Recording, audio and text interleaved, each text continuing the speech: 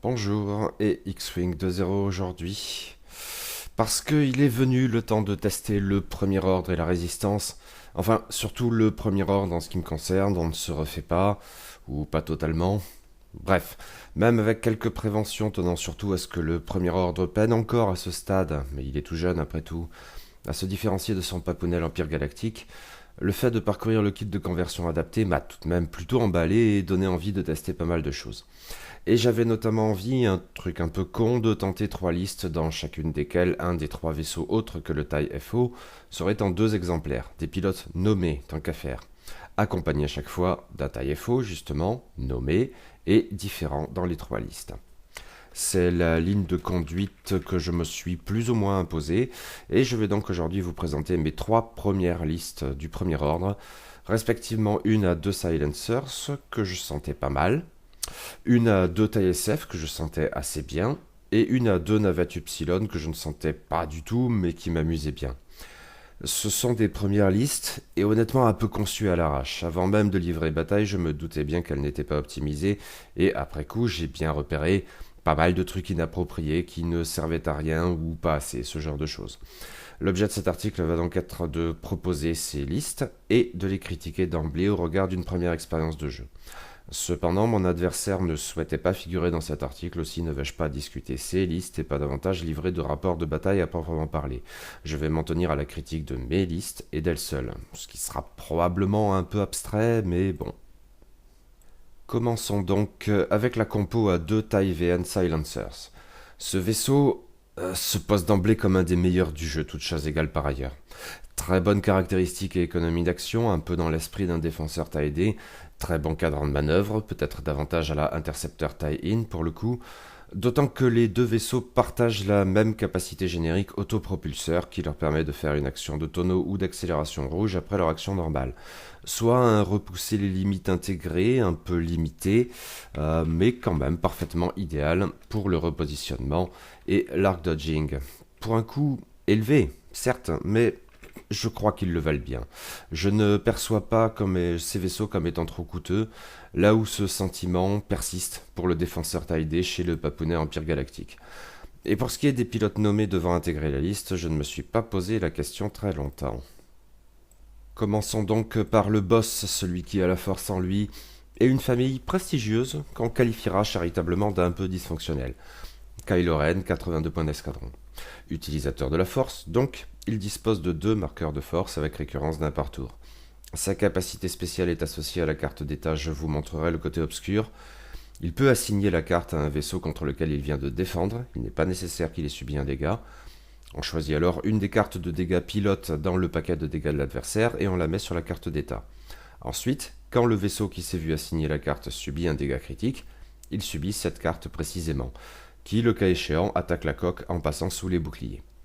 Bon, j'ai jamais été hyper fan de cette capacité, d'autant que les dégâts de pilote sont beaucoup moins incapacitants qu'en V1, mais à vrai dire à ce stade peu importe, j'y reviendrai. 2 silencers ça coûte cher, dès lors je ne pouvais pas les suréquiper et côté amélioration j'ai fait sobre pour les 2.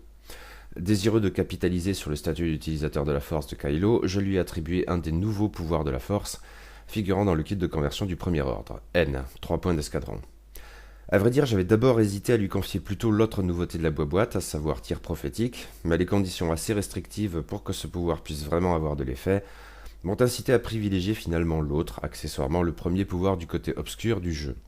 Ah donc, N a pour effet, chaque fois que Kylo subit des dégâts, de lui faire regagner autant de marqueurs de force, ce qui en fait une sorte d'avatar tout de noir vêtu du Luke Skywalker de l'Alliance Rebelle, lequel regagne un marqueur en défendant, pas plusieurs en prenant des baffes.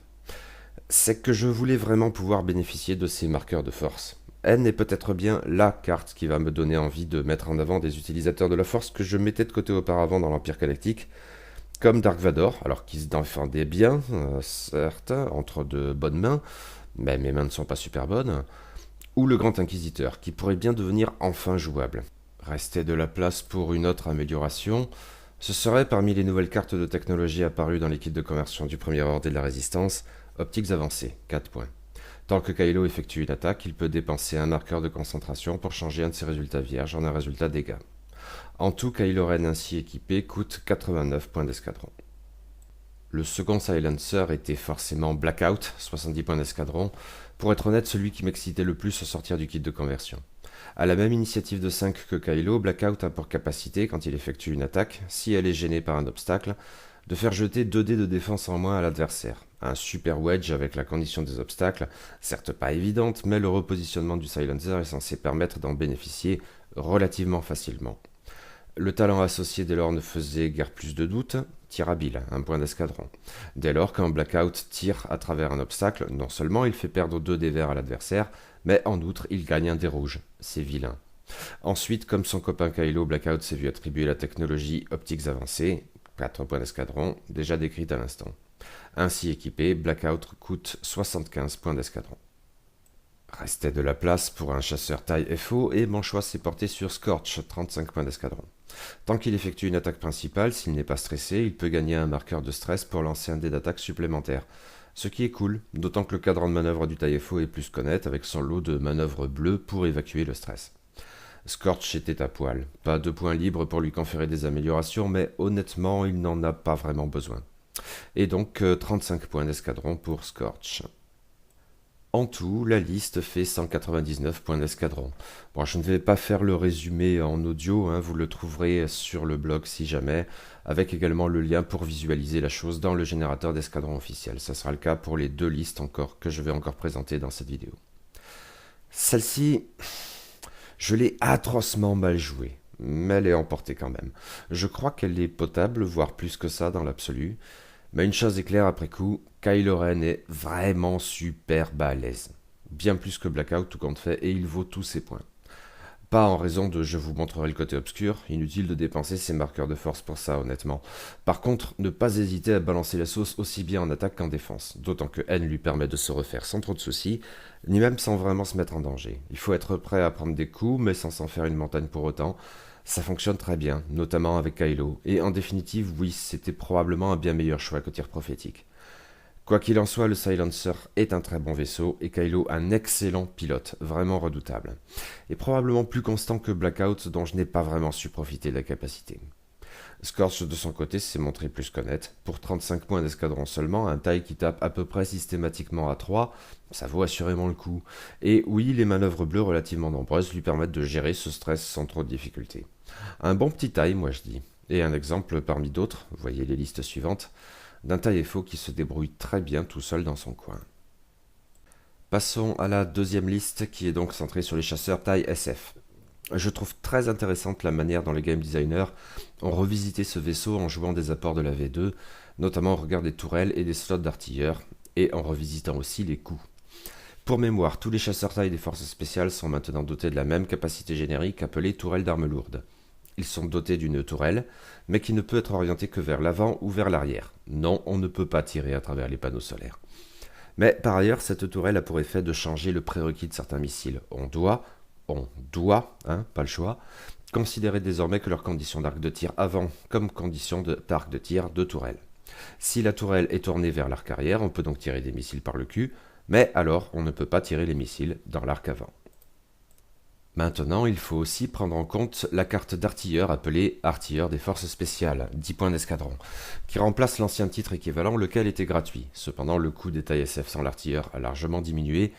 Rien n'impose de prendre cet artilleur, ou n'importe quel artilleur à vrai dire, même si c'est sans doute fortement conseillé. Quoi qu'il en soit, la nouvelle économie du vaisseau le rend globalement bien plus abordable. Cet artilleur a 2 effets. D'une part, si la tourelle est dans l'arc avant quand on effectue une attaque d'arme principale, alors on jette un dé d'attaque supplémentaire, soit 3 le plus souvent, le châssis de base étant à 2. D'autre part, si la tourelle est orientée dans l'arc arrière, alors après avoir effectué une attaque d'arme principale dans l'arc avant, on peut faire une attaque bonus dans l'arc arrière, toutes deux avec un 2 rouge de base. Le taille SF est par ailleurs relativement solide avec ses 3 points de coque et 3 boucliers natifs, et une valeur de défense de 2, pas tip top mais plus qu'honnête. Surtout, c'est un vaisseau très versatile, d'autant que sa barre d'action permet de lier n'importe laquelle de ses actions normales avec une action de rotation de la tourelle blanche, ce qui est très cool, même si en cours de jeu cela peut impliquer son lot de paris, et c'est là qu'une initiative élevée est particulièrement appréciable. Et, par chance, Bon, sans surprise, hein, la patronne ici est forcément Quick Draw, 45 points d'escadron, comme en V1, et ce même si elle ne peut pas faire plus de 2 attaques par tour. Ses capacités uniques empruntent maintenant le nouveau vocabulaire des charges et elle en a une récurrente. Après avoir perdu un bouclier, elle peut dépenser une charge pour effectuer une attaque principale bonus, pas forcément contre celui qui lui a infligé les dégâts puisque ce n'est pas spécifié. Pour faire durer la chose, il paraît donc utile d'attribuer à Quick Draw des boucliers améliorés, 6 points d'escadron en raison de sa défense de 2, qui lui rajoute un bouclier. Elle en a ainsi 4 au lieu de 3. Mais attention, la capacité spéciale de Quick Draw confère une attaque bonus, et on ne peut pas faire plus d'une attaque bonus par tour. Il faut éventuellement se méfier du coup quand on emploie la capacité de l'artilleur des forces spéciales, 10 points d'escadron, permettant de faire une attaque bonus dans l'arc arrière. Oui, elle en est forcément équipée. Qu'importe, même un peu nerfé comme on dit en bambouki, Quick Draw reste très chouette, et son initiative de 6 est un sacré atout qui la place dans le territoire des As, même en n'ayant que 2 dés verts. Autant jouer à Donf, je lui ai attribué le talent tactique de nuée, 3 points d'escadron, qui lui permet au début de la phase d'engagement de conférer son initiative de 6 à un vaisseau allié à portée 1. En l'espace ici, ce sera donc Backdraft, mais j'y reviendrai. Reste de la place pour des améliorations plus génériques. Déjà, comme ses copains les Silencers dans la liste précédente, Quick Draw dispose d'optiques améliorées, 4 points d'escadron. Ensuite, il paraissait censé de lui conférer des missiles, et je me suis décidé pour des missiles groupés, 5 points d'escadron. C'est une attaque à 3 dés rouges, normalement dans l'arc avant, mais ici du coup dans l'arc de tourelle, en raison de la tourelle d'armes lourdes. Ces missiles peuvent être tirés à portée 1 à 2 sans bonus de portée et disposent de 4 charges. L'attaque nécessite une acquisition de cible, mais pas sa dépense, on se contente de cramer une charge. En outre, après cette attaque, et quel que soit son résultat, on peut effectuer une attaque bonus, tiens, j'avais pas forcément fait gaffe à ça du coup, contre un autre vaisseau ennemi à portée 0 à 1 du défenseur en ignorant le prérequis d'acquisition de cible. Du coup, Quick Draw étant amené à jouer avec les acquisitions de cible, j'ai complété très classiquement son build avec le senseur système de commande de tir, 3 points d'escadron. En cas d'attaque, sans plus de précision contre un défenseur qu'elle a verrouillé, notre championne peut relancer un dé d'attaque, mais dans ce cas, elle ne peut pas dépenser son acquisition de cible lors de cette attaque. En tout, Quick Draw ainsi équipé coûte 76 points d'escadron. Son ailier est forcément Backdraft, 41 points d'escadron, puisque c'est hélas le seul autre pilote nommé de taille SF, et ça je trouve que c'est quand même assez regrettable. Cela dit, c'est un bon pilote, malgré son initiative de 4, mais voyez la tactique de nuée plus haut. Sa capacité est toute simple, quand Backdraft effectue une attaque de tourelle dans l'arc arrière, il jette un dé de plus. Le 3 rouge n'est donc pas réservé le concernant aux seules attaques de tourelle dans l'arc de tir avant.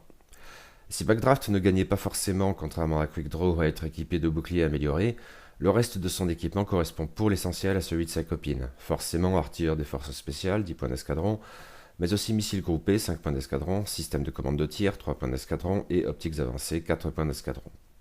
Par contre, forcément là encore, le talent diffère. Sans plus de conviction que cela, je me suis décidé pour insaisissable, 3 points d'escadron. Quand Backdraft défend, il peut relancer un dé en dépensant l'unique charge de la carte. Cependant, après avoir exécuté une manœuvre rouge, il regagne une charge. Ce n'était probablement pas le choix le plus pertinent pour ce pilote, mais pas forcément un mauvais non plus, enfin je suppose.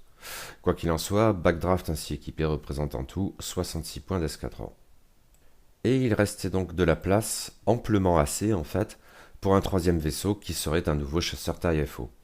Pris par la folie des grandeurs et affolé par la marge qui me restait, je me suis décidé pour le patron dans sa catégorie, à savoir Midnight à 44 points d'escadron, qui, comme Quick Draw, bénéficie d'une initiative de 6, et Backdraft pouvant en principe bénéficier de la tactique de nuée de Quick Draw, ça fait 3 vaisseaux qui peuvent taper à initiative 6, ce qui est bien. Il a pour capacité spéciale quand il attaque un vaisseau ennemi qu'il a verrouillé, ou quand il défend contre le dit vaisseau, d'empêcher de modifier les dés du vaisseau ennemi, ce qui est bien aussi. Désireux de protéger Omega Leader, j'ai choisi de l'équiper d'un système d'occultation, 8 points d'escadron en raison de sa valeur de défense de 3. Je sais que beaucoup trouvent ça trop cher, mais moi j'aime. Il y a occultation dedans, c'est forcément bien. De manière peut-être un peu contradictoire, je lui ai attribué aussi le talent adjectif du premier ordre, à savoir fanatique, 2 points d'escadron. Quand il effectue une attaque d'arme principale, s'il n'est pas protégé, s'il n'a pas de bouclier, et il n'en a qu'un seul à la base, il peut changer un résultat concentration en un résultat dégâts. C'est sympa et pas cher. Enfin, je l'ai équipé lui aussi d'optiques avancées, 4 points d'escadron, je me répète un peu. En tout, Midnight vaut, avec toutes ses améliorations, 58 points d'escadron. Et en tout, cette liste représente 200 points d'escadron tout rond. Vous trouverez là aussi le résumé et le lien dans l'article du blog. Après avoir rangé tous mes trucs et bidules du kit de conversion du premier ordre, le TSF était probablement le vaisseau de la faction qui me séduisait le plus. Bon ben j'ai testé et je peux confirmer, c'est très très fort. Versatile, ça peut taper dur, ça encaisse bien, ça couvre bien le tapis de jeu. Vraiment un vaisseau efficace de manière générale. Quickdraw a brillé sans vraie surprise. Son nerf n'empêche pas qu'elle demeure un excellent pilote et son initiative de 6 est un sacré atout. Tactique de nuée a plutôt bien fonctionné pendant un temps, suffisamment pour justifier la dépense à mes yeux. Idem pour les boucliers améliorés de manière plus concrète et objective. Mais Backdraft s'en est très bien tiré aussi. En présentant son cul à l'adversaire, il peut taper sans avoir à effectuer des manœuvres stressantes, ce qui préserve son économie d'action. Très efficace aussi donc. Midnight, je suis plus partagé. Son initiative de 6, c'est là encore son meilleur atout. Sa capacité spéciale est bien, mais avec quelques limites. Ça reste un taille avec 2 dés rouges. Et honnêtement, les 2 autres tailles FO que j'ai joués lors de cette journée de test, à savoir Scorch et Longshot, se sont montrés incomparablement plus consistants et sans doute au moins pour partie parce qu'ils attaquaient à 3 dés rouges bien plus souvent. Et ils sont par ailleurs bien moins coûteux si leur initiative n'a rien à voir. Par contre, le talent fanatique a bien fonctionné. Pour 2 points d'escadron seulement, c'est une amélioration très sympathique. Mais d'autres cartes dans cette liste étaient sans doute mal choisies. Je me tâte par exemple concernant l'association des optiques avancées et du système de commande de tir. Ce n'est pas techniquement redondant, mais je ne suis pas certain d'avoir eu beaucoup d'occasions de bénéficier des deux à la fois.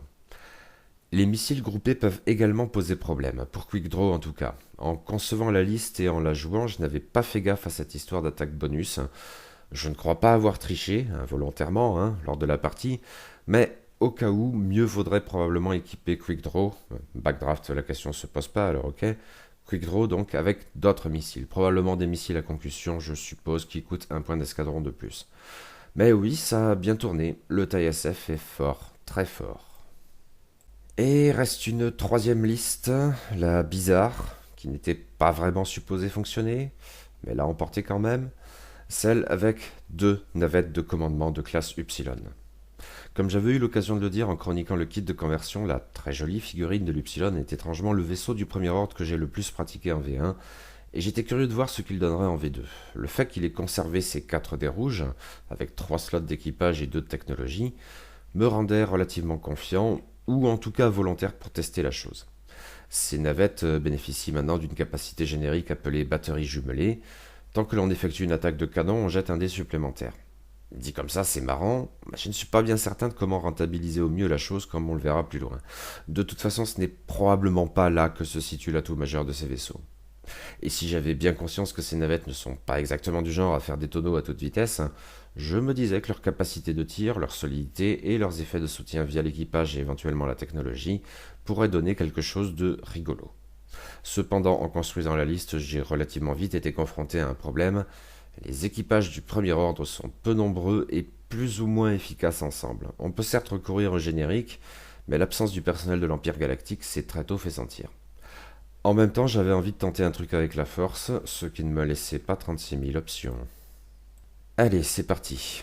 Dans un premier temps, je supposais qu'une liste à 2 Upsilon impliquerait de recourir à des pilotes génériques, ceux de la base Starkiller, mais en fouinant dans le générateur d'escadron, je me suis dit que recourir à des pilotes nommés se tenait en fait.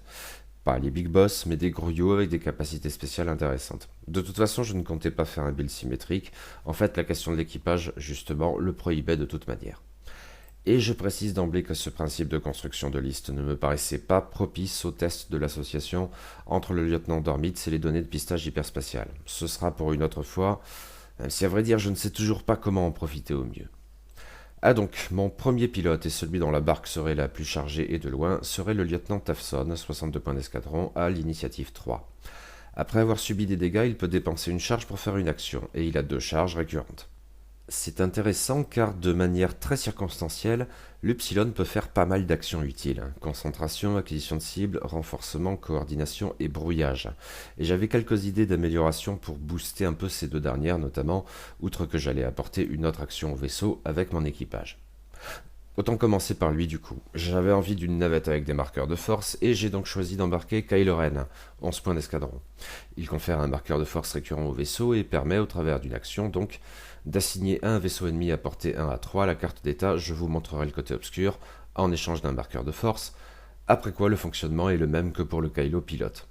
L'idée n'était a priori pas de jouer avec cette action en premier lieu, mais éventuellement de profiter d'une action bonus pour punir les indélicats du camp d'en face.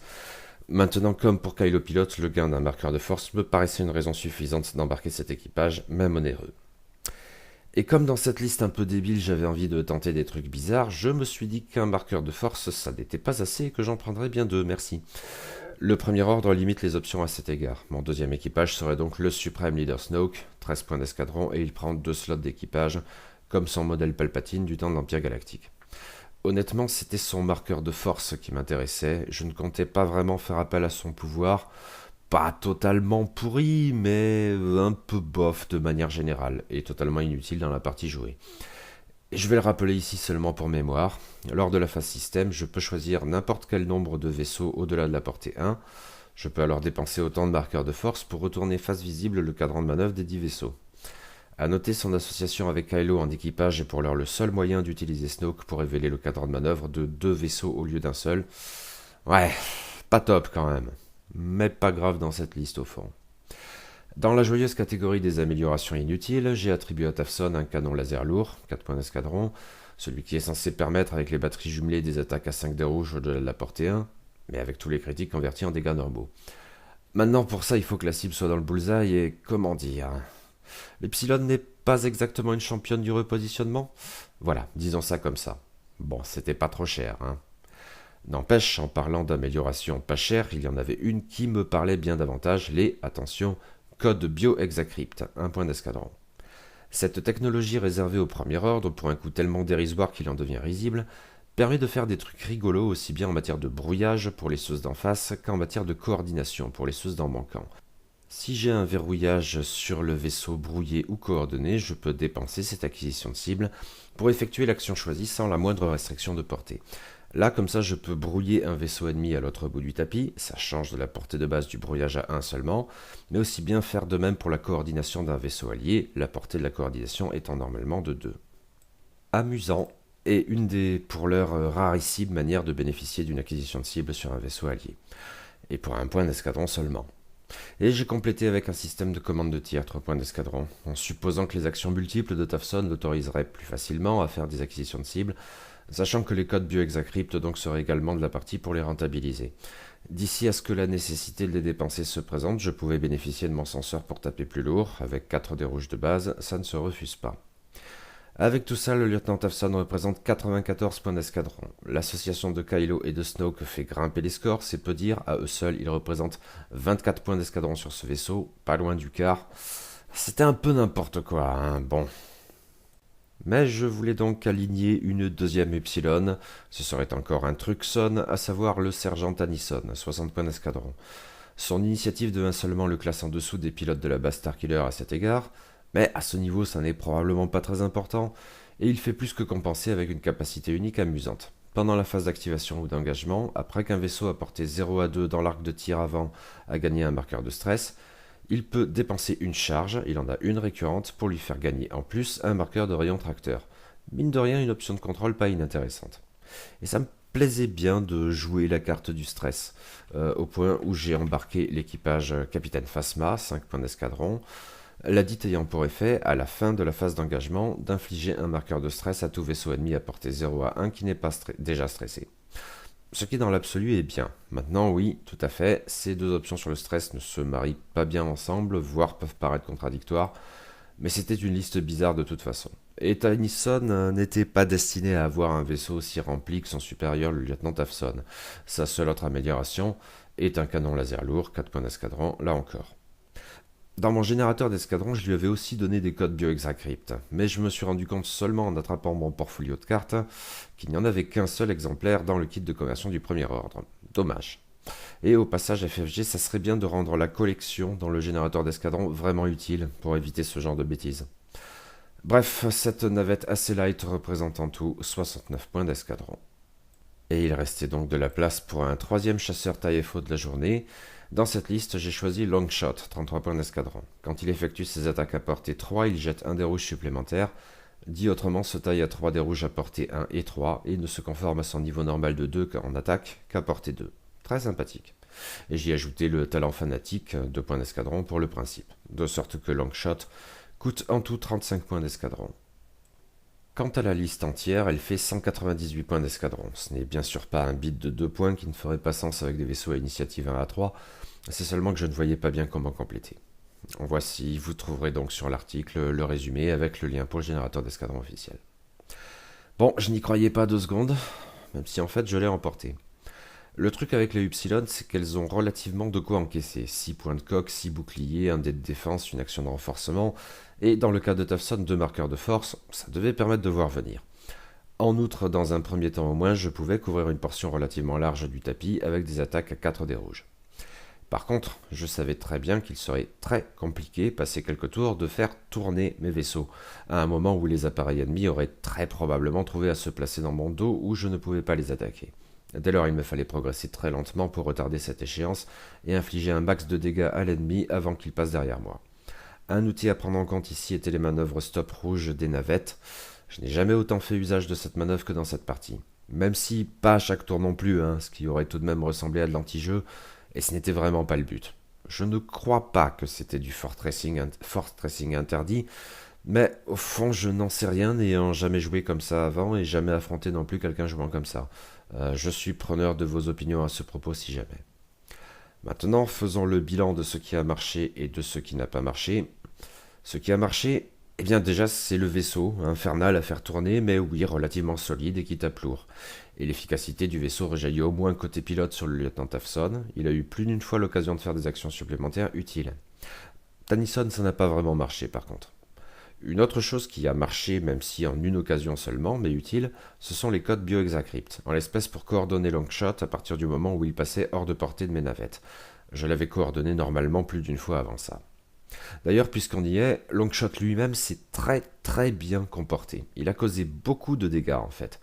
J'avais lu ça et là des retours assez sceptiques quant à ce pilote. Un taille-faux bougerait trop vite pour rester à portée 3, etc. Sur le papier peut-être, mais avec un peu d'application, si ça marche, juré. Même si c'est peut-être là que la coordination a pu se montrer utile en autorisant certains tonneaux, par exemple. L'autre truc à prendre en compte, c'est que la portée 1 aussi, de manière parfaitement normale, permet à Longshot de tirer à 3 dés rouges. Dès lors, il ne s'agit pas en fait de cantonner désespérément le vaisseau à portée 3, ce qui peut effectivement devenir assez vite compliqué, que d'alterner avec souplesse les portées 1 et 3 avec des manœuvres rapides. Et à cet égard, le cadran trop efficace entre guillemets du taille-faux redevient un atout, comme de juste. Sérieux, je ne devrais probablement pas tirer des conséquences aussi généralistes sur la base d'une unique partie de test. Mais dans le cas présent, Longshot a accompli bien plus que ce qu'il me promettait à vue de nez. Oh, et je confirme, fanatique, c'est cool. Du côté de ce qui a marché, je citerai enfin le capitaine Phasma. Pas d'interaction particulière, non, mais elle a joué son rôle. Pas comme le système de commande de tir à vue de nez, mais bon, je n'y croyais pas trop non plus dans cette liste. Ce qui n'a pas marché, eh bien, les canons laser lourds, sans surprise. Aucun intérêt. Aucun. Le bullseye est quasiment inaccessible et les navettes tirent assez lourd sans ça. En fait, comme le canon impliquerait de convertir les critiques en dégâts normaux, il serait probablement moins efficace que l'attaque primaire. Un autre canon serait peut-être plus efficace, un canon ionique ou un rayon tracteur, même si c'est un peu rageant de jeter autant de dés rouges pour ne pas faire de dégâts. Cela dit, comme j'avais 2 Upsilon, équiper l'une des deux d'un de ces canons de contrôle pour servir les ennemis comme sur un plateau à la seconde, est une option à prendre en compte, je suppose. Restent les cas limites de Kylo Ren et du suprême leader Snoke. Clairement, ils ne m'ont servi que pour les marqueurs de force. Mais oui, pour le coup, ils m'ont servi. Comme dit plus haut, je n'envisageais pas vraiment de faire appel au pouvoir de Snoke, mais je n'ai pas non plus montré le côté obscur au pilote d'en face. Pas grave, c'était pas vraiment le propos. Bilan plus que satisfaisant n'empêche. Ces 3 listes, aussi mal branlées soient-elles, tout particulièrement dans le cas de la dernière, un peu honteuse, m'ont permis de tester les 4 plateformes existantes du premier ordre, et le bilan est bon pour toutes. Les 3 taille-faux se sont montrés efficaces isolément. Cela dit, si Midnight est le plus onéreux, Scorch et peut-être surtout Longshot m'ont globalement davantage convaincu. Ces vaisseaux en fin de compte sont trop perfectionnés pour être envisagés dans la continuité des chasseurs TIE-LN de l'Empire. Ils en constituent certes le modèle avancé, mais au point où ils deviennent des vaisseaux de complément tout à fait à même de se débrouiller par eux-mêmes, pas seulement le petit taille qu'on rajoute parce qu'il reste des points. Ce qui confirme à vue de nez un sentiment que j'avais au sortir du kit de conversion. Plutôt cool, trouvais-je. Par ailleurs, ils bénéficient énormément du talent fanatique que je trouve très intéressant. Pour ce qui est des Silencers, Blackout est décidément difficile à manier, mais Kylo Ren est incroyablement bon, nonobstant sa capacité spéciale finalement très secondaire.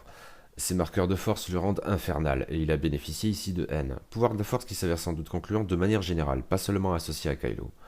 D'aucuns pestaient pour son initiative de 5 au lieu de 6, mais honnêtement, s'il était à initiative 6, non, il est déjà assez monstrueux comme ça.